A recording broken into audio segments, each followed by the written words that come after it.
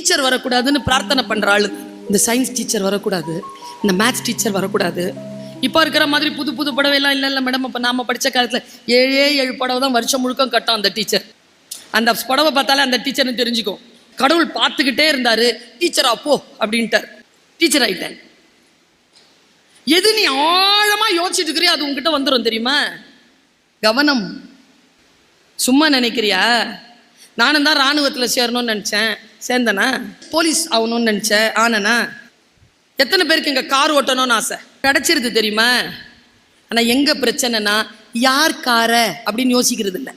நிறைய பேர் டிரைவர் ஆயிடுறோம். பிரபஞ்சம் நம்ம கேட்டோமா கொடுத்துருச்சு. ஏன் கார, ஏன் சொந்த சம்பாத்தியத்தில் வாங்கின காரை ஓட்டிட்டு ஏன் போர்ட்டிகோவில் நான் வந்து நிற்கணும், ஸ்டேரிங் இப்படி இருக்கணும், என் கேபின் இப்படி இருக்கணும், நான் உள்ளே வந்தா இப்படி இருக்கணும். நீ உனக்கு கிடைக்குதா இல்லையான்னு பாரு. நீ ஆழமா எதை டிசைர் பண்றியோ அந்த ஆழமான டிசைருக்கு பின்னாலே எவ்வளவு ஓடுகிறாயோ அந்த அளவிற்கான உழைப்பை இந்த பிரபஞ்சம் தரும் என்பதற்கு இரத்தமும் சதையுமாக நான் சாட்சியாக நிற்கிறேன். என்னாலே முடியும் என்றால் என் குழந்தையே உன்னால் ஏன் முடியாது என்று சொல்லுவதற்காகத்தான் வந்திருக்கிறேன். மிகப்பெரிய விஷயங்களை யோசி.